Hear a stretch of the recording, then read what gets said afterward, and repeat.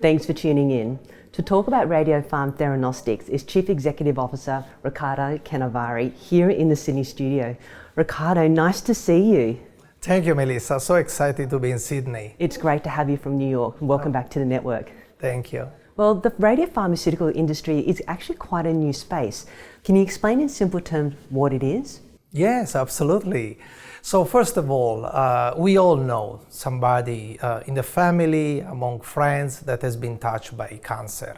And we know that despite significant progresses during the last decades or so, still there are unmet medical needs. Radiopharmaceutical has been around for many, many years in the form of imaging. But what is new today are really the radiopharmaceutical therapies. So many therapies today are effective, but also have some side effects.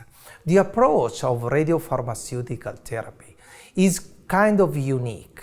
They are very specific, very targeted, so they are able to reach the cancer cells without touching the healthy tissue, or almost touching the healthy tissue. So that's a very important approach. I'm aware that you do have a world-class team of professionals. Can you give us some color around that?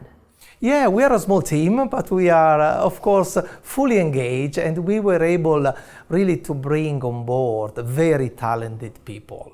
We have our Chief Medical Officer, is a professor of nuclear medicine from Cornell University in New York City. Our Chief Technical Officer has a huge experience in the space for many, many years. And we were able to attract to the company additional 4 people very recently, all with great experience in clinical development. So no doubt you're excited to announce this week your first clinical trial with Genesis Care. Can you tell us more about that? Absolutely, Melissa. So we decided to start this trial in Australia.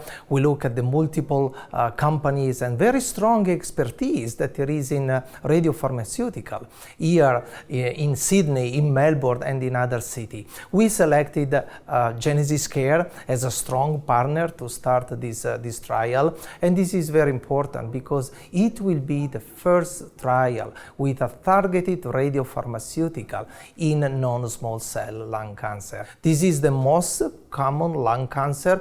There is a significant unmet medical need. So we are really bringing innovation to the country. We are really bringing innovation to the patient, and this is what is really important for us. That's very exciting. So how long do you think the first clinical trial phase will go for?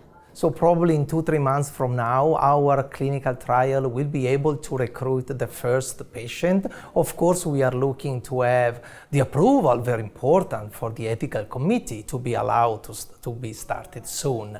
And usually this trial can last like 12 months, 15 months. So in 2023, probably around mid-2023, we will have the first results of this trial. And we really hope that will be encouraging to move the development of this technology to the next steps. Last question. Apart from lung cancer, what other disease areas could your therapies be used for? We have a very deep pipeline beyond the possibility to treat lung cancer.